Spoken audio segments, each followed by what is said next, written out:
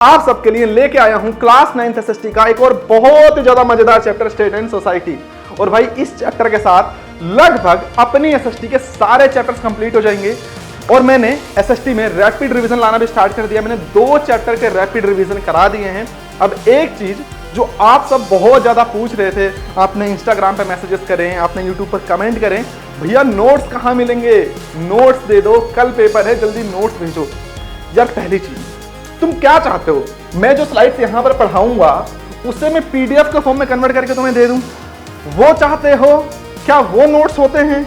नहीं यार, नोट्स पता है क्या होते हैं कि जब मैं अपने नोट्स दूंगा तो सिर्फ उतना पढ़ने के बाद ना तुम्हारे एग्जाम में सारे सवाल मेरे नोट्स से फंसने चाहिए। ऐसे मतलब मैं नोट्स अलग से बनाऊंगा, इवन बना लिए हैं मैंने, ठीक है। अब बस क्या है कि तुम्हारे जो नितिन भैया जो हमारा वेबसाइट वगैरह काम देखते हैं, थोड़ा सा लेट लतीफ है, काम जल्दी कर नहीं रहे, तो मैंने एक अल्टरनेट निकाला है। आज ही शायद शाम को अब तुम्हें नोट्स भी इसी यूट्यूब पर मिलेंगे। मैं क्या करूंगा, 2-2 ढाई मिनट की वीडियो बना दूंगा, उसमें सारे नोट्स ऐसे होंगे, मैं साइड में खड़ा हो जाऊंगा और पेज आगे करता रहूंगा, ठीक है। तुम स्क्रीनशॉट ले लेना और उसी के नीचे मैं पीडीएफ का लिंक भी दे दूंगा। यार देख, नोट्स में अच्छे लिखना चाहता हूं, ये स्लाइड्स नहीं देना चाहता हूं। स्लाइड्स तो मैंने तुम्हें पढ़ाने के लिए, समझाने के लिए रखा ना। नोट्स में अगर डेफिनेशंस नहीं होंगी, कंटेंट नहीं होगा कि लिखना क्या है, तो भाई तुम लिख के क्या होगे? समझ आ रहा है? और मेरे नोट्स की लैंग्वेज बहुत सिंपल होगी यार, इंग्लिश लैंग्वेज होगी। इंग्लिश समझता है, जैसे अपन व्हाट्सएप पे बात करते हैं वैसी लैंग्वेज होगी, ठीक है। मजा आएगा तुझे, इसलिए थोड़ा सा टाइम लग रहा है भाई। थोड़ा सा माफी चाहता हूं यार, नोट्स नहीं दे पाया हूं तुम्हें, बट आज या कल में तुम्हें नोट्स मिलना शुरू हो जाएंगे, ये पक्का वादा है तुम्हारे भाई का, ठीक है। तो चलो अब शुरू करते हैं एक नया चैप्टर, स्टेट एंड सोसाइटी। और यार शुरू क्या करना है, फटाफट करते हैं खत्म। तो पिछले चैप्टर हमने क्या पढ़ा था भैया? पढ़ा था कि इंसान जो है पहले बंदर था, जंगलों में रहता था, ऐसे भाला लेकर के जानवरों का शिकार करता था। फिर धीरे धीरे समय बीता, कुछ लोग यही कुछ लोग ऐसे नदियों के किनारे पर आकर के बस गए। ऐसे बहुत सारे लोग नदियों के किनारे पर आकर बस गए। अच्छा, नदी के किनारे पर ही क्यों बसे? क्योंकि भैया नदी के किनारे पानी मिल जाता था, उपजाऊ जमीन मिल जाती थी, तो खेती कर सकते थे, पीने का पानी भी मिल जाता था। तो ऐसे बहुत सारे लोग ऐसे नदियों के किनारे बसना शुरू कर दिया, उन्होंने घर वर बनाए, बहुत सारे लोग यहीं पर रहने लगे। जब बहुत सारे लोग एक साथ रहने लगे तो वहीं से बनी सोसाइटी, और सोसाइटी से धीरे धीरे क्या बन गए? स्टेट बन गए। और यही तो अपने को पढ़ना है, सोसाइटी एंड स्टेट के बारे में, कि इंडिया के अंदर ये जो अलग अलग सोसाइटी और स्टेट बनी, ये कैसे बनी। तो सबसे पहले समझते हैं भैया क्या होता है सोसाइटी एंड स्टेट। देख भाई, जहां पर बहुत सारे मतलब 250, 300, 400 लोग, ठीक है, एक साथ रहना शुरू कर दें, जैसे नदी किनारे वो लोग रहना आके शुरू कर देते हैं ना, एक साथ रहना आके शुरू कर दें और सर एक ही कल्चर को फॉलो करें, एक जैसे रीति रिवाजों को फॉलो करें, उसे हम क्या बोलते हैं? सोसाइटी बोलते हैं। अब जब बहुत सारे लोग एक साथ रहेंगे, उनमें झगड़े भी तो होंगे, उनमें लड़ाई भी तो होगी। अब उस लड़ाई को सॉल्व कौन करेगा? उनके बीच में जो विवाद हुआ है उसे सॉल्व कौन करेगा? तो इन चीजों को सॉल्व करने के लिए वहां पर या तो कोई राजा हो, या तो कोई गवर्नमेंट हो, कोई कानून हो, कुछ तो हो। तो जब सोसाइटी के अंदर पॉलिटिकल सिस्टम आ जाए, राजा महाराजा वाला सिस्टम आ जाए, तो उसी को हम नाम दे देते हैं क्या? स्टेट। तो अभी हमने क्या पढ़ा? सोसाइटी एंड स्टेट के बारे में, जो अपने चैप्टर का नाम है। अब सवाल ये आता है, भैया आप तो हजारों साल पहले की बात कर रहे हो, आपको कैसे पता कि हजारों साल पहले क्या होता था? तो देख भाई, हमें पता है क्योंकि हमें मिलते हैं बहुत सारे आर्कियोलॉजिकल एविडेंस। आर्कियोलॉजिकल एविडेंस क्या होता है? देख, देश दुनिया में जगह जगह कहीं ना कहीं तो खुदाई चलती रहती है, तो कहीं जमीन से कभी ऐसे कोई टूल्स निकल जाते हैं, कोई बर्तन निकल जाता है, जो हमें बताता है कि उस समय के लोग ऐसे हथियार इस्तेमाल करते थे, ऐसे बर्तन यूज करते थे। कहीं खुदाई में कोई पुराने जमाने का कॉइन निकल जाता है, जिससे आइडिया लग जाता है कि उस समय के लोग ट्रेड करते थे, कॉइन्स इस्तेमाल करते थे, कॉपर का इस्तेमाल करते थे या सिल्वर का इस्तेमाल करते थे, पता चल जाता है। हमें ऐसे मिल जाते हैं क्या? इंस्क्रिप्शन। अब देख, इंस्क्रिप्शन क्या होते हैं? जैसे अभी तू क्लास में बैठा होता है, तू क्या करता है? बेंच पे से अपना नाम लिख देता है ना, क्लास की दीवारों पर अपना नाम लिख देते हो, होती है ना बच्चों की आदत, हर जगह नाम लिख के चले आते हो। ऐसे जो राजा महाराजा होते थे, मान लो कहीं से लड़ाई जीत के आ गए, कुछ करके आ गए, अब उन्हें कहीं तो लिखवाना है, कागज वागज था नहीं, तो ऐसे बड़े बड़े पत्थरों पर लिखवा देते थे, मेटल्स पर लिखवा देते थे, उसे ही बोलते हैं इंस्क्रिप्शंस। और आज वो हमें देखने को मिल जाते हैं, तो उससे हमें आइडिया लग जाता है तो उस समय ऐसा ऐसा कुछ हुआ करता था। हमें बहुत सारे मॉन्यूमेंट्स देखने को मिलते हैं। मॉन्यूमेंट्स बोले तो अब देख, राजा महाराजाओं को डर था, यार एक दिन हम तो मर जाएंगे, लोग हमें भूल जाएंगे, कोई याद ही नहीं करेगा। तो राजा महाराजाओं का यह था कि लोग हमें याद करें, तो अपने अपने समय में बड़े बड़े राजा महाराजाओं ने क्या करा, बड़े बड़े मंदिर बनवाए, किले बनवाए, ऐसे बहुत सारी चीजें बनवाई जो लंबे समय तक रहे और उन्हें याद करें। बेसिकली बहुत सारी बिल्डिंग्स बनी, उन्हें ही क्या बोलते हैं, मॉन्यूमेंट्स। और उन्हें देख करके हमें अंदाजा लग पाता है कि यार उस समय के लोग ऐसे थे, ये टेक्नोलॉजी थी, उनके पास ऐसे काम करते थे। आर्कियोलॉजिकल एविडेंस के बाद हमारे पास एक और एविडेंस होता है, लिटरेचर एविडेंस या लिटरेरी सोर्स। इसमें क्या होता था, चीजों को किताबों पर, पत्तों पर लिख के छोड़ दिया गया था। अब जब आज हमें वो किताबें मिली, हम उसे पढ़ लेते हैं और हमें पता चलता है अच्छा उस समय के लोग ऐसे रहते थे, ये चीजें थी वहां पर, ठीक है। तो यहां पर हमें क्या वेद देखने को मिलते हैं। भाई सबसे पुरानी जो किताब है वो क्या है, वेद है। अगर इंडिया में पुराने समय को समझना है तो क्या पढ़ना पड़ेगा, वेद पढ़ना पड़ेगा। ऐसे ही किताबें मिलती हैं इपिक्स। इपिक्स बोले तो रामायण के बारे में सुना है ना, महाभारत के बारे में सुना है ना, तो ये सारी क्या है, एपिक्स ही हैं। अर्थशास्त्र, तुमने चाणक्य जी का तो नाम सुना होगा ना, चाणक्य जिसे कौटिल्य भी बोलते हैं, इन्होंने अपनी बहुत अच्छी किताब लिखी थी अर्थशास्त्र। उसमें बहुत सारी चीजों के बारे में बताया गया है उस जमाने के बारे में। ऐसे ही किताब और संगम लिटरेचर, ये क्या है भैया, ये साउथ इंडिया, जो अभी का साउथ इंडिया है, वहां पर भी तो राजा महाराजा रहते थे, वहां पर भी तो कहानी चल रही थी। तो ये संगम लिटरेचर जो किताब है, इसमें वहां पे क्या चल रहा था उसके बारे में सब कुछ लिखा गया है। तो हम पुराने जमाने की चीजों को बता पाते हैं क्योंकि हमारे पास बहुत सारे क्या हैं, आर्कियोलॉजिकल एविडेंसेस हैं और लिटरेचर एविडेंस है। लेकिन क्या इन एविडेंसेस का सिर्फ फायदा ही फायदा है, कोई नुकसान नहीं है भाई, फायदा है तो लिमिटेशंस भी हैं। चल समझते हैं आर्कियोलॉजिकल एविडेंस का फायदा क्या है। पहली बात तो फिजिकल एविडेंस से भाई दिखता है कि यह है, डेली लाइफ में है। डेटिंग करके हम, डेटिंग मतलब ऐसे कोई चीज मिली, हम उसे कार्बन डेटिंग करते हैं, पता कर लेते हैं कि इतने साल पुराना है और हमें एग्जैक्ट टाइम का पता चल जाता है। अब देख इसका नुकसान क्या है, देख होता क्या है, मिट्टी में पड़े पड़े चीजें आधी तो खत्म हो जाती हैं, तो कभी पूरा सबूत मिलता ही नहीं है, आधा अधूरा मिलता है। दूसरी चीज, ये जो मिलते हैं आर्कियोलॉजिकल एविडेंस, ये सब कुछ नहीं बता पाते हैं, थोड़ी बहुत चीजें बता पाते हैं, उस समय की सारी चीजों को एक्सप्लेन नहीं कर पाते। अब बात करते हैं लिटरेचर सोर्स की, तो ये बहुत सारी चीजें बता देता है। उस समय के लोगों के आइडिया क्या थे, बिलीव्स क्या थे, सोसाइटी क्या थी, कल्चर क्या थी, वहां गवर्नमेंट कैसी थी, वो कौन से रिलीजन को फॉलो करते थे, वो सारी चीजें किताबें बता देती हैं। लेकिन इनकी भी कुछ कमियां हैं, इनकी भी कुछ लिमिटेशन है। पहली कि ये बायस हो सकते हैं। बायस मतलब हो सकता है कोई राजा अपने समय में बहुत ही ज्यादा क्रूर रहा हो, बहुत ही हरामी रहा हो, है ना, बहुत ही हरामी, जनता को मारता पीटता हो, लेकिन उसने जबरदस्ती लोगों से अपने बारे में किताब में अच्छा लिखवा लिया, बहुत अच्छा लिखवा लिया कि लोग जब पढ़ेंगे तो मेरी तारीफ करेंगे, मुझे माला पहनाएंगे, मेरी जय जय करेंगे। तो हो सकता है कि जो बुक लिखी गई वो बायस हो सकती है। हो सकता है कि जब शुरू में किताब लिखी गई थी वो कुछ और लिखी गई थी, लेकिन समय के साथ लोग उसे मॉडिफाई करते गए और आज जो हमारे पास किताबें बिल्कुल ही बदल के आए। तो ये क्या है, लिमिटेशन से किसके, लिटरेचर रिसोर्स के, ठीक है। तो ये हमने पढ़ा कि भैया हमें हिस्ट्री के बारे में पता क्या चलता है। तो फिलहाल अपने को पढ़ना क्या, स्टेट एंड सोसाइटी। और अगर स्टेट एंड सोसाइटी को समझना है तो जो सबसे पुरानी किताब थी, जो सबसे पुराना लिटरेचर सोर्स था, क्या था, वेद। तो पढ़ना पड़ेगा किसके बारे में, वेदों के बारे में। तो भैया वेद समझते हैं, लेकिन वेद समझने से पहले अपने को पढ़ना पड़ेगा क्या, ओरल ट्रेडिशन के बारे में। क्या होता है भैया ओरल ट्रेडिशन, देख पहले जमाने में ना कोई कॉपी थी ना कोई किताब थी, तो लिखे किस पे। तो पहले क्या होता था, जो गुरु होते थे ना, वो सारे वेद ऐसे बोल बोल के अपने स्टूडेंट्स को याद कराते थे, ऐसे बोल बोल के याद करवाते थे, बहुत सारे ऐसे वेद। अब उनके स्टूडेंट्स क्या करते थे, वो आगे उन्हीं वेदों को बोल बोल के उस नॉलेज को आगे ट्रांसफर करते थे, और यही कहलाता था ओरल ट्रेडिशन। अब समय के साथ चीजें बदली, टेक्नोलॉजी बदली, तो अब आगे भाई पत्ते पत्ते पे लिखना शुरू कर दिया, फिर पन्ने आगे उस पे लिखना शुरू कर दिया और बन गए अपने बहुत सारे वेद। टोटल कितने वेद हैं मेरे भाई, ऋग्वेद, यजुर्वेद, सामवेद और अथर्ववेद। एक एक करके चल सबको पढ़ते हैं। ऋग्वेद में क्या है, मंदिर गए हो, प्रार्थना करते हो, अलग अलग तरह की प्रार्थनाएं होती हैं। कोई पैसे के लिए लक्ष्मी जी की प्रार्थना करता है, कोई भोले बाबा की करता है, कोई हनुमान जी की करता है, अलग अलग भगवान की अलग अलग प्रार्थनाएं करते हो। तो ऐसे ही 1028 प्रार्थनाएं लिखी गई हैं, कहां पर, ऋग्वेद के अंदर। हिम्स मतलब क्या होता है भैया, प्रार्थनाएं। अब इन्हीं प्रार्थनाओं का ऐसे ग्रुप बना बना के अलग अलग जगह पर रखा गया, उसे बोलते हैं सुक्त। अब सुक्ति को भी ऐसे 10 अलग अलग कैटेगरीज में रखा गया, 10 बुक्स में, उसे बोलते हैं मंडल। तो बेसिकली जो 1028 प्रार्थनाएं हैं, इन्हें 10 मंडल्स में डिवाइड करके रखा गया है, ठीक है। अब यहां पर ये जो कंपोज्ड हुआ, जो ऋषि थे हमारे, जो प्रार्थनाएं लिखी गई हैं, लिखी गई, उसे लिखा किसने होगा, लिखा था भैया अपने ऋषि मुनियों ने, ठीक है। Prayers are related to the various god. अब अलग अलग प्रार्थनाएं किसके लिए थी, अलग अलग भगवान के लिए थी। तो बेसिकली तू ये समझ, ऋग्वेद के अंदर बहुत सारी प्रार्थनाएं लिखी गई हैं बस, और उसे लिखा किसने था, प्रार्थनाओं को ऋषियों ने लिखा था। अगला आता है भैया यजुर्वेद। अब देख तुम्हें ये तो पता चल गया भगवान के लिए ये प्रार्थना है, पर करना कैसे है, टेक्निक भी तो होती है कुछ कि इनकी प्रार्थना ऐसे करनी है, इन्हें ये चढ़ावा देना है। तो यजुर्वेद में बताया जाता है कि पूजा करनी कैसे, यज्ञ कैसे करने हैं, अनुष्ठान कैसे करने हैं। तो यजुर्वेद में क्या बताया गया है, मंत्रों के बारे में बताया गया है, यज्ञ सैक्रिफाइस यानी यज्ञ के बारे में बताया गया है, composed in prose as well as verse. ये क्या है देख, अभी तुम इंग्लिश में हिंदी में पोएम पढ़ते हो ना, ऐसे बहुत सारे पैराग्राफ्स भी पढ़ते हो ना, तो ऐसे मंत्रों को क्या हो गया भाई, हाँ, ऐसे मंत्रों को पोएम्स के फॉर्म में रखा गया, उसे हम बोलते हैं वर्स। मंत्रों को पैराग्राफ्स के फॉर्म में रखा गया, उसे बोलते हैं प्रोज। तो यजुर्वेद के अंदर उन्हीं मंत्रों को, उन्हीं चीजों को इस तरीके से रखा गया है, ठीक है।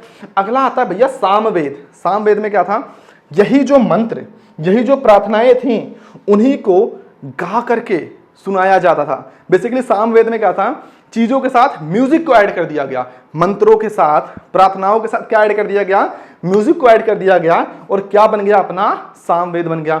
अगला आता है भैया अथर्ववेद। अथर्ववेद में क्या था भैया देख, इसमें मंत्र तो थे, इसमें प्रार्थनाएं तो थी, बट इसके अलावा भी बहुत सारी चीजें थी, जैसे हेल्थ के बारे में बताया गया था, मेडिसिन के बारे में बताया गया था, बहुत सारी ऐसी चीजें थी जिसके बारे में यहाँ पे बताया गया था। तो ये तो बात हुई किसकी, चारों वेद की। अब जो ये वेद हैं, हर एक वेद अपने 4 हिस्सों से मिलकर बना होता है, उसकी बात करते हैं। पहला हिस्सा क्या है, समिथा। समिथा में क्या होता है भैया, जो ओरिजिनल मंत्र होते हैं, ओरिजिनल जो प्रार्थनाएं होती हैं वो होती हैं। दूसरा भैया ब्राह्मण। ब्राह्मण में क्या होता है कि इन प्रार्थनाओं को करना कैसे है, पूजा करने का रूल क्या है, वो यहां पर लिखा होता है, रिचुअल्स क्या है। तीसरा है अरांक्या, जो भी है देख लो, ठीक है। इसमें क्या होता है, अरांक्या का मतलब होता है ट्री। अब अपने जो ऋषि मुनि थे, उन्हें भाई शांति चाहिए थे मेडिटेशन के लिए, वो जंगलों में जाके रहते थे, ठीक है। तो वो जंगल में जाके रहते थे, वो कैसे रहते थे, क्या करते थे, क्या बताते थे, क्या पढ़ते थे, क्या खाते थे, वो सारी चीजें यहां पर होती थी। अगला है उपनिषद। उपनिषद में क्या बताया जाता है भाई, हम हैं क्यों, मकसद क्या है जिंदगी का, भगवान क्या है, जीवन क्या है, मृत्यु क्या है, ये सारी चीजें कहां पर होती हैं, इसके अंदर होती हैं। तो ये तो बात हुई किसकी, वेद की, और किसकी, वेद के पार्ट्स की। तुम्हारे एग्जाम में ज्यादा सवाल यहां से आएगा नहीं, जो आएगा मैं बता दूंगा, ठीक है। फिलहाल मैंने सारी चीजें बता दी हैं। अब अगला, क्योंकि हमने वेद पढ़ा, सबसे पुराना वेद कौन सा था, ऋग्वेद। तो ऋग्वेद में एक नाम बहुत आता है, कौन सा, सप्त सिंधु। सप्त सिंधु क्या है कि ऋग्वेद वाले टाइम पर जो लोग थे वो कहां पर रहते थे, सप्त सिंधु पर रहते थे। अब सप्त सिंधु क्या है समझ, सप्त बोले तो 7 और सिंधु बोले तो रिवर। अब मैं शुरू से बता चुका हूं कि जो पुराने जमाने के लोग थे वो नदियों के पास रहते थे, क्योंकि वहां पे पानी भी मिलता है और खेती करने के लिए भी उपजाऊ जमीन मिल जाती है। तो ऐसे ही ऋग्वेद के समय के लोग ऐसी जगह पर रहते थे जहां पर 7 नदियां मिलती थी, इसीलिए इस जगह को नाम क्या दिया गया, सप्त सिंधु। कौन कौन सी नदियां थी देख ले, इंडस है, झीलम है, चिनाब है, रावी है, ब्यास है, सतलुज है, ठीक है, और सरस्वती रिवर है। तो टोटल 7 रिवर्स है जिनसे मिलकर बना था क्या, सप्त सिंधु प्लेस, जहां पर ऋग्वेद के समय के लोग रहते थे। अब अगला बात करते हैं कि उस समय के लोगों में, उस समय के लोग कैसे, पॉलिटिकल इंस्टीट्यूशन कैसे चलते थे, मतलब कौन बनता था राजा, क्या महाराजा, क्या चक्रवर्ती, क्या सम्राट, कौन आर्मी, क्या, सारी कहानी को आप फटाफट समझते हैं। तो पढ़ते हैं किसके बारे में, पॉलिटिकल इंस्टीट्यूशन इन द वैदिक पीरियड। वैदिक पीरियड मतलब वही ऋग्वेद वाला समय, पुराना समय, ठीक है। अब देखो मैंने जैसा कि बताया, नदियों के किनारे बहुत सारे लोग आके बसे, तो बहुत सारे लोगों का जो ग्रुप बनता था, उसे ग्रुप ऑफ फैमिलीज, बहुत सारी ग्रुप ऑफ फैमिली से मिलके एक गांव बनता था। भाई देखो तुम्हारे गांव में बहुत सारी फैमिलीज रहती है ना, जैसे जहां पर बहुत सारी फैमिलीज रहेंगी वहां से क्या बनेगा, एक गांव बनेगा। तो उस समय इसी गांव को नाम दिया गया जन या जना। क्या नाम दिया, जन या जना। तो जना बोले तो कुछ नहीं, विलेज, आज के टाइम का गांव, ठीक है। तो जना किससे बना, ग्रुप ऑफ फैमिली से, बहुत सारी फैमिलीज आई और क्या बन गया, जना बन गया। अब देखो उस समय ऋग्वेद में ऐसे 30 जना बोले तो 30 गांवों का जिक्र है, और उन 30 गांवों में से 5 गांव बहुत ही फेमस थे, और उन 5 गांवों के नाम क्या कहते हैं भैया, जिसे हम पंच जना बोलते हैं। पंच जना मतलब 5 इंपोर्टेंट जना, बोले तो 5 इंपोर्टेंट विलेज। यदु था, तुर्वासा, पुरु, अनु एंड ध्रुव, ये 5 गांव थे। उस समय 5 जना थे ऋग्वेद के टाइम में जो बहुत ही ज्यादा फेमस थे। अब सवाल यह आता है, इतने सारे लोग हैं, इनमें विवाद ना हो जाए, कन्फ्लिक्ट ना हो जाए, लड़ाई ना हो जाए, इन्हें कंट्रोल करने के लिए कोई तो होना चाहिए। तो इन्हीं में से कोई एक आता था जिसे सब लोग चुनते थे, और वो क्या बन जाता था, राजा कहलाता था। क्या कहलाता, राजा। पर ये राजा वो वाला नहीं था कि इसका जो मन आया वो कर लेगा, नहीं। ये राजा कहता था, ट्राइबल चीफ होता था, मतलब उन्हीं में से कोई एक होता था। इसका काम क्या था कि सब लोगों की रक्षा करे भैया, प्रोटेक्शन करे। इसका काम था कि अगर 2 लोगों के बीच में लड़ाई हो गई, विवाद हो गई, तो उस विवाद को सुलझाए। इसका काम था कि अगर फ्यूचर में किसी दूसरे गांव वाले के साथ लड़ाई हो तो अपने गांव वालों को लीड करे, ये राजा का काम होता था। तो क्या यहां पर सारे फैसले राजा ही लेता था? क्या राजा की तानाशाही चलती थी? नहीं, राजा सारा फैसला नहीं लेता था, होती थी सभाएं। सभा में क्या होता था, गांव के जो सीनियर मेंबर्स होते थे वो आते थे, कुछ इंपॉर्टेंट डिसीजंस वगैरह लेते थे। ऐसे ही बैठती थी समिति। समिति में क्या होता था, ये इसमें गांव के सीनियर मेंबर्स के अलावा गांव के बाकी लोगों को भी रखा जाता था, बाकी लोगों से भी पूछा जाता था, बातचीत की जाती थी, फिर कोई डिसीजन लिया जाता था।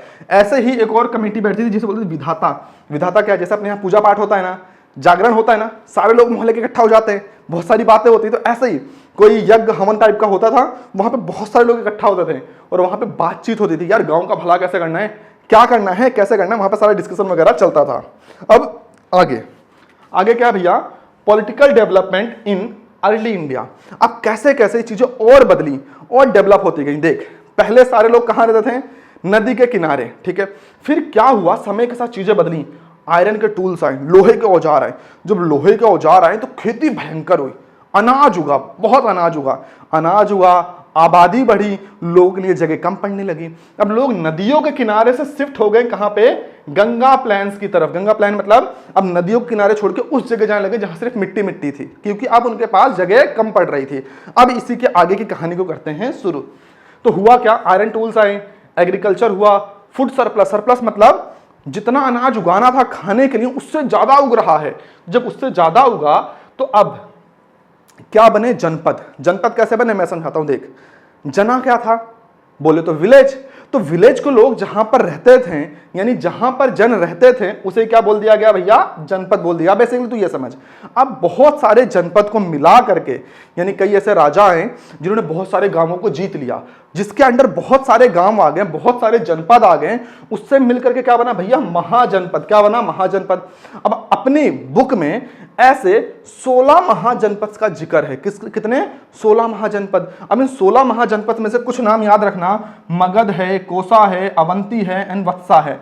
अब इनमें से मगध बहुत इंपॉर्टेंट है, क्योंकि इन 16 महाजनपदों में से सबसे पावरफुल कौन था, मगध। अपने समय का मगध क्या है, बहुत ज्यादा पावरफुल था। अब पावरफुल क्यों था, उसके पीछे की वजह क्या थी कि मगध की जो जमीन थी बहुत ही उपजाऊ थी।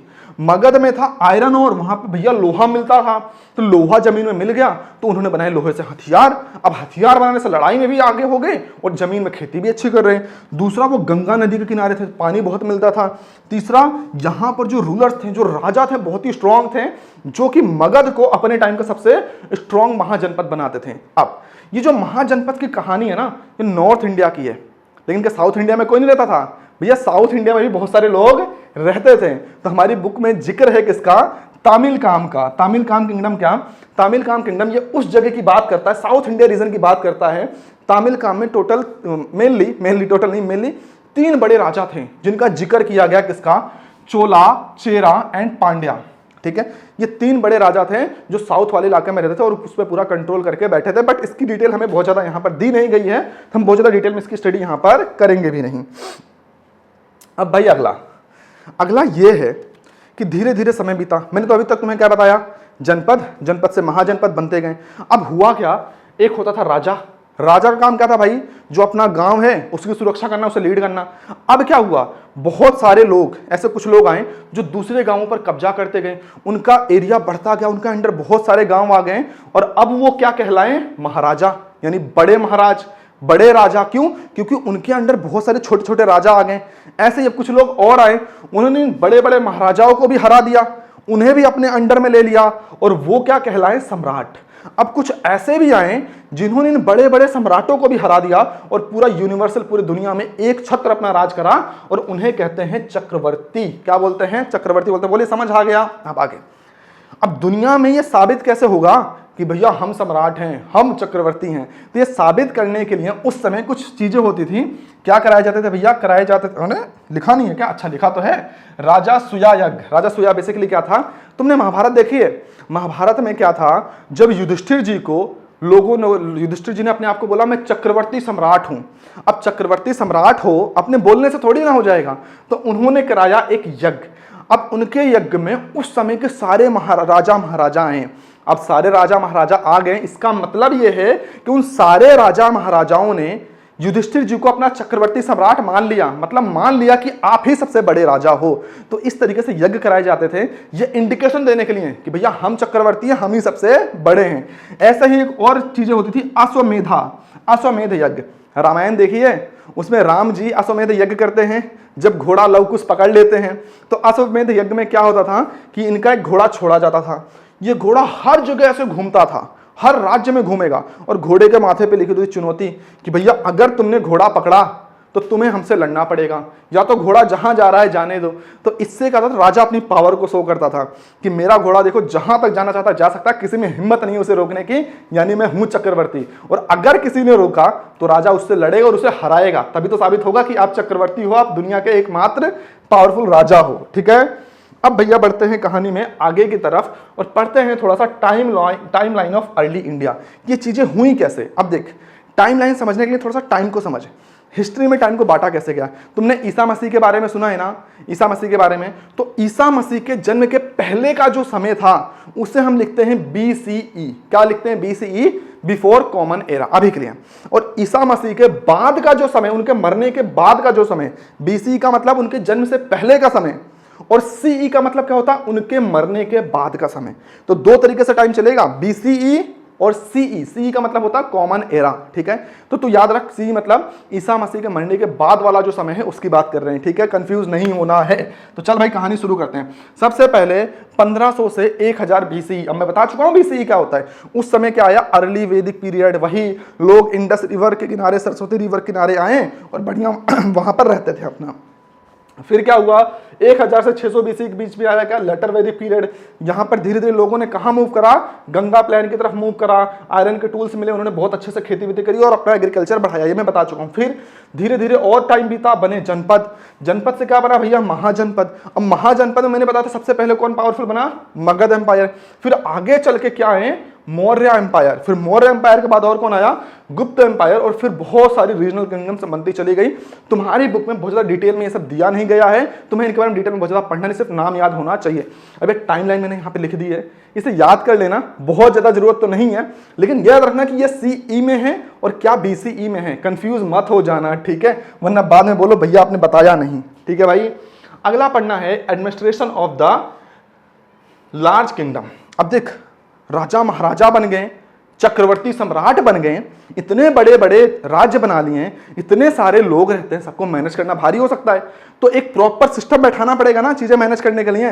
तो कैसा था उनका एडमिनिस्ट्रेशन उस समय, चल समझते हैं। सबसे ऊपर कौन होता था? किंग।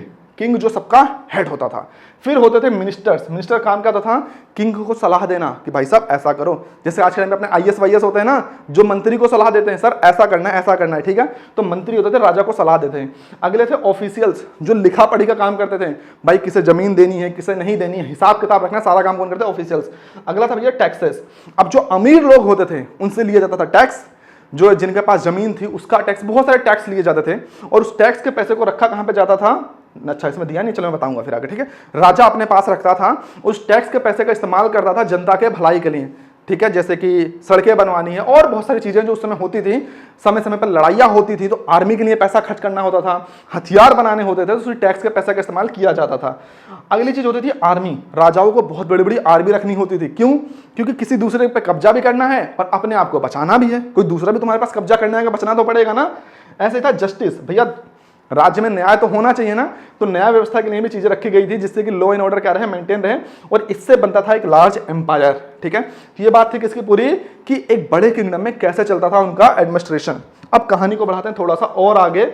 अब पढ़ते हैं सप्तांग थियरी के बारे में। देखो भाई, जो अभी हम पीछे पढ़ के आए ना, वही चीजें कुछ नहीं है। एक बहुत ही महान भारत में हुए कौन? अर्थशास्त्री, जिनका नाम क्या था? चाणक्य। इन्हें हम कौटिल्य भी बोलते हैं। इन्होंने एक किताब लिखी थी अर्थशास्त्र के ऊपर। ठीक है, और इनके अकॉर्डिंग किसी किंगडम में, किसी राजा के राज्य में 7 चीजें होती हैं जो उसके राज्य को अच्छा बनाती हैं, और 7 चीज का मतलब सप्तांग, 7 अंग। अब कौन कौन सी 7 चीजें थी? सबसे पहले स्वामी। स्वामी बोले तो राजा, किंग। दूसरा होता था अमात्य। अमात्य बोले तो मिनिस्टर्स, जैसा कि मैं पीछे बता के आया हूं, जो राजा को सलाह वगैरह देते थे। तीसरा था भैया जनपद। जनपद बोले तो पीपल, और वो जमीन जहां पर वो पीपल्स रहते हैं। दुर्गा। अब भैया अपने घर को बचाना भी तो है, तो बड़ी बड़ी दीवारें बनाते थे, किले बनाते थे, फोर्ट बनाते थे, तो उसे क्या नाम दिया गया उन्हें? दुर्गा। कोसा।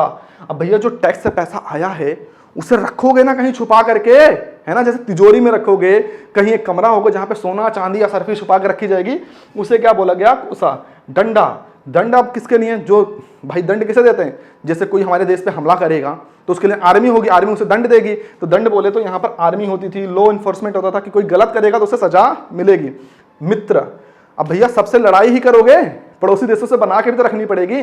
तो 7वां अंग क्या था मित्र, कि अपने पड़ोसी देशों से, अपने पड़ोसी स्टेट से क्या करो, अलायंस बना के रखो, उनसे दोस्ती बना के रखो। ये सप्तांग थे किसके अकॉर्डिंग, चाणक्य जी के अकॉर्डिंग, जो मैं पीछे ऑलरेडी बता चुका हूं।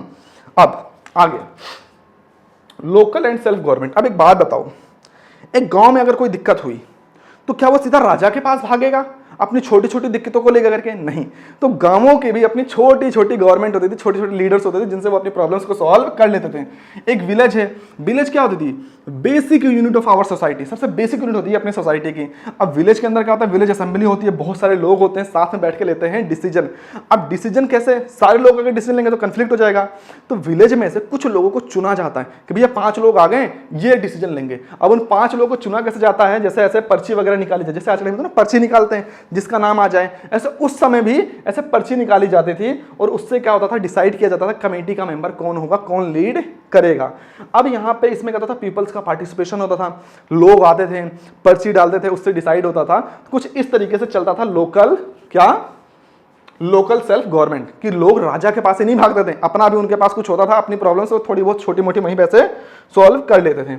अगली कहानी क्या है, बिल्डिंग एन आइडियल सोसाइटी। अब देखो भाई, राजा महाराजाओं ने बड़े बड़े किले बना लिए, बड़ी बड़ी आर्मी रख ली, टैक्स कर लिए, सोना इकट्ठा कर लिया, चांदी इकट्ठा कर ली, लेकिन एक अच्छी सोसाइटी बनाने के लिए और भी बहुत सारी चीज़ों की जरूरत पड़ती है इसकी, इथिक्स की। तो पढ़ते हैं इसके बारे में, एक आइडियल सोसाइटी कैसे बनती है। सबसे पहला क्या भैया, इथिक्स। इथिक्स बोले तो values that helps decision what is right and wrong. अब देखो, हर एक इंसान के हिसाब से कुछ चीज़ें सही होती हैं, कुछ चीज़ें गलत होती, जिसे हम बोलते हैं मोरल वैल्यू, आम भाषा में बोले तो इंसानियत। जैसे कई चीज़ें, कई लोग बोलेंगे चोरी सही है, बट अधिकतर तो ये बोलेंगे ना चोरी गलत है ना। तो सही क्या है, गलत क्या, पता कैसे चलता है, एथिक्स के जरिए। अब इसमें क्या क्या चीजें बताई गई, धर्म। अब धर्म मतलब ये नहीं है हिंदू मुस्लिम सिख ईसाई, ये धर्म नहीं है।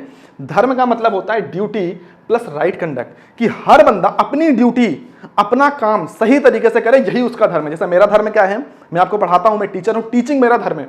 तुम्हारा धर्म क्या है, तुम बच्चे हो, तुम्हारा पढ़ने का काम है, तुम स्टूडेंट हो, तो पढ़ना तुम्हारा धर्म है, ठीक है। तो ये होता है धर्म। वर्ण सिस्टम, उस समय क्या किया गया, लोगों को उनके काम के बेसिस पे, कि कौन क्या काम कर रहा है, भाई कौन लड़ाई कर रहा है, कौन पढ़ाई लिखाई काम कर रहा है, कौन मटका बना रहा है, कौन क्या कर रहा है, उसके अकॉर्डिंग पे पीपल्स को कैटेगराइज किया गया उनके काम के बेसिस पर, और इसे बोला गया क्या, वर्ण सिस्टम।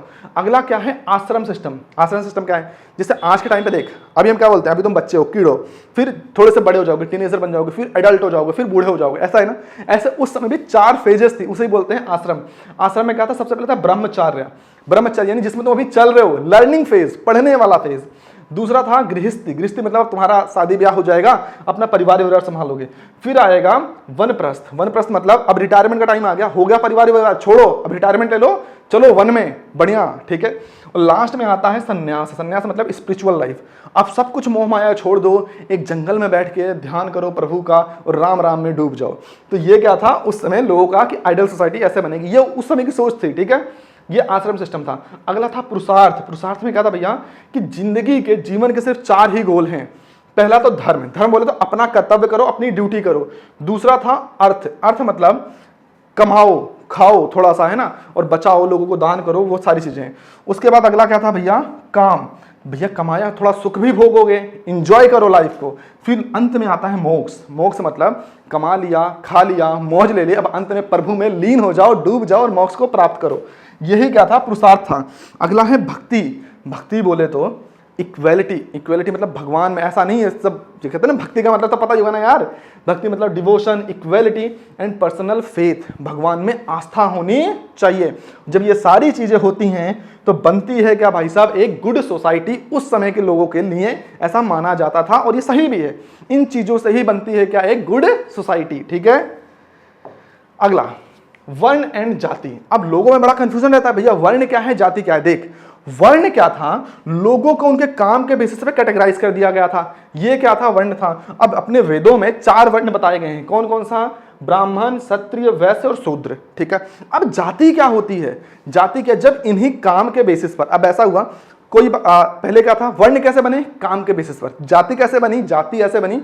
अब उस कुल में पैदा होने वाले हर आदमी को वही समझा जाने लगा, मतलब वर्ण बने काम के आधार पे कि ये काम कर रहे हो तो तुम्हारा वर्ण ये होगा, लेकिन जाति बनी जन्म के आधार पे कि अगर तुम्हारा जन्म यहां पर हुआ है तो तुम्हारी जाति ये होगी। अंतर समझ? वर्ण कैसे बना? अगर भाई आप लड़ाई कर रहे हो तो आप क्षत्रिय कहलाओगे, लेकिन जाति कैसे बनी? अगर आपका जन्म यहां पर हुआ तो आप ये कहलाओगे। ये दोनों में बहुत बड़ा अंतर है। तो पहले आया वर्ण, फिर लोगों ने क्या बनाई? अलग अलग जातियां बना दी। ठीक है, तो ये छोटा सा क्या था, इसका डिफरेंस था। अब बात करते हैं भैया role of women in early society, कि भैया महिलाओं का क्या योगदान था अर्ली सोसाइटी में। देखो, हालांकि महिलाओं को कहीं ना कहीं थोड़ा सा पीछे दिक्कतें उठानी पड़ी हैं, बहुत ज़्यादा आज़ादी नहीं मिली, लेकिन फिर भी थोड़ा बहुत क्या रहता था कि वुमेन्स का पार्टिसिपेशन होता था किसमें? लर्निंग एंड एजुकेशन में। सबको अधिकार तो नहीं था, लेकिन कुछ महिलाओं को अधिकार मिलता था और वो पढ़ती थी, आगे बढ़ती थी। रिलीजियस पार्टिसिपेशन में हर जगह महिलाओं को धर्म कर्म में आगे किया जाता। तुम्हें याद है जब राम जी ने सीता जी को वनवास भेज दिया था और उन्हें यज्ञ करना था, वही अश्वमेध यज्ञ, सीता जी तो वन में थी, तो राम जी ने सीता माता की सोने की मूर्ति बनवाई थी, क्योंकि बिना उनके तो यज्ञ संभव ही नहीं हो सकता है। तो महिलाओं का बड़ा योगदान था किसमें? रिलीजियस पार्टिसिपेशन में, धर्म कर्म में। Women's scholars, some women's become respected scholars and thinkers.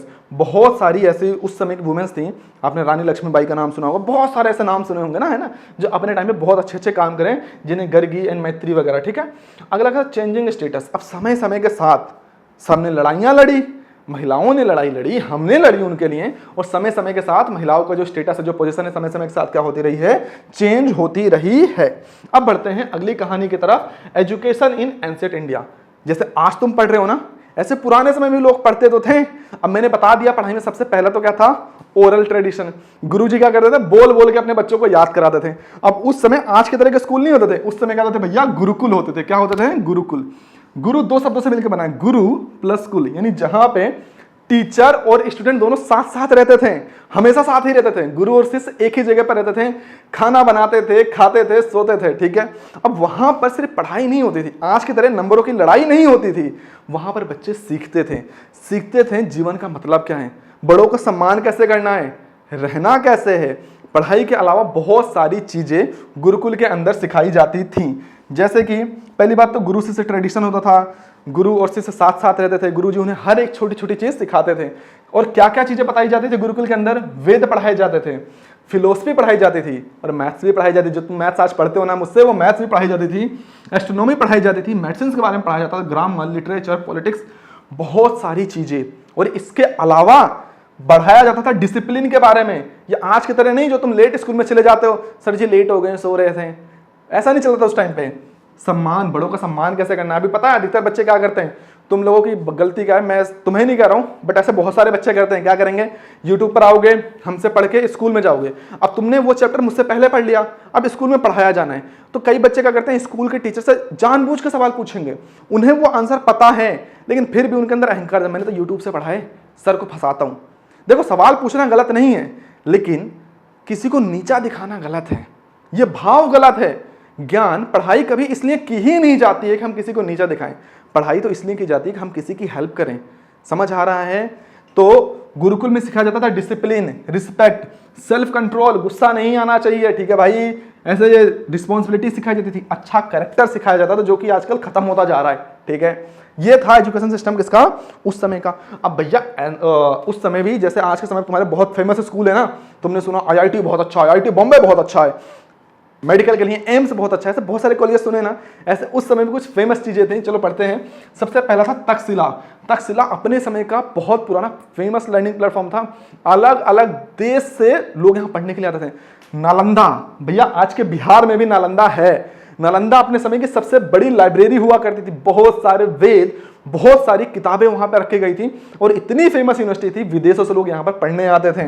Vikramshila भी उनमें से एक है, जो अपने समय की बहुत ही फेमस यूनिवर्सिटी रही है, फेमस सेंटर रहा है किसका? लर्निंग का, जहां पे लोग, बच्चे क्या करते थे? पढ़ने आया करते थे। अब भाई पढ़ते थे तो कहीं पर कुछ लिखा भी होगा, ऐसे सब जुबान से थोड़ी चलेगा। ठीक है, तो उस समय क्या होता था, मनुस्क्रिप्ट्स होती, मनुस्क्रिप्ट्स मतलब ऐसे पाम जो होता है ना उसके पत्ते पर चीजों को लिखा जाता था और लिख के ऐसे सेव कर लिया जाता था। फिर बाद में इसे प्रिजर्व कर लिया गया और एक ऐसे लाइब्रेरी के अंदर बंद करके सबको इकट्ठा कर लिया गया, जिसे क्या बोलते हैं हम, लिटरेरी हेरिटेज बोलते हैं। और इसके अंदर क्या क्या होते हैं भैया, वेद्स रखे गए, एपिक्स रखे गए, फिलोसफीज रखी गई, साइंस की चीजें रखी गई, मेडिसिन के बारे में किताब लिख के रखी गई, ग्रामर के बारे में किताब लिख के यहाँ पर रखी गई। ये बात हुई किसकी, एजुकेशन सिस्टम की। अब यार हर एक चीज तो हो गई है, पैसा भी तो आना चाहिए राज्य में, तो चलो जरा समझते हैं पैसे का खेल क्या चलता था, इकोनॉमी क्या चलती थी। तो देख भाई उस समय इकोनॉमी क्या चलती थी, सबसे पहले तो एग्रीकल्चर इंप्रूव हुआ, आयरन के टूल्स तो एग्रीकल्चर इंप्रूव हुआ, अनाज बहुत ज्यादा हुआ। अब जरूरत से ज्यादा अनाज उगा है तो क्या करोगे, रख के ट्रेड करोगे। अब क्योंकि भाई देख आयरन के टूल्स चाहिए, तो कोई आयरन के टूल बना रहा है, लेकिन जो आयरन के टूल बना रहा है वो लोहा थोड़ी खाएगा, उसे अनाज चाहिए, तो क्या करेगा, किसान को देगा अपना टूल, किसान से ले लेगा अनाज, और यही तो है ट्रेड, लेन देन चलने लग गया। अब क्या हुआ, फूड सरप्लस हुआ, लैंड रेवेन्यू, लैंड रेवेन्यू मतलब लोग खेती के लिए जमीन क्या करते थे, जमीन लेते थे, उसका किराया देते थे, वहां से लोगों की कमाई होने लग गई।